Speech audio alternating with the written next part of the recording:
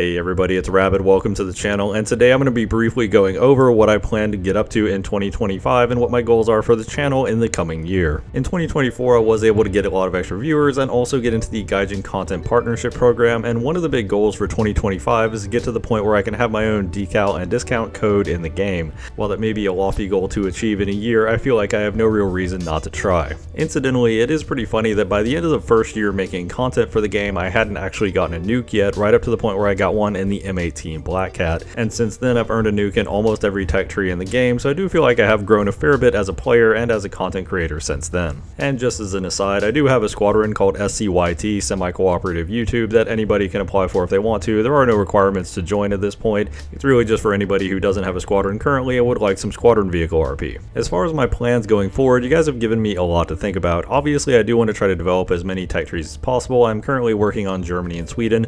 Germany's getting pretty close to the end. I don't have that much more to go on Sweden, but then I have Japan, Britain, and also Italy. I'm not really sure which of those I would like to pursue next, but honestly I'm probably just going to play that by ear depending on where the game is at that point, and also where I'm at and what people generally want to see. Of course, the big question is what kind of content that am I going to be making in 2025, and I do have one project that I think you guys are going to enjoy that's coming up in not too long. However, I was also looking at some things that were suggested by other players. The first one is obviously doing a lower tier review. People like the high tier review series, and I was looking at the prospect of doing one. However, I would have to set criteria. Obviously, a top tier review series, you can just set it at 12.0 and say what is good at 12.0, whereas with lower tiers, the BRs are a little more sketchy in terms of what nations can play what battle ratings, but I am currently evaluating exactly what I want to do and what the criteria should be for that kind of a review. That being said, another big suggestion was actually doing map reviews, and the brand new map Attica is so awful that it has prompted me to kind of put that to the head of the line,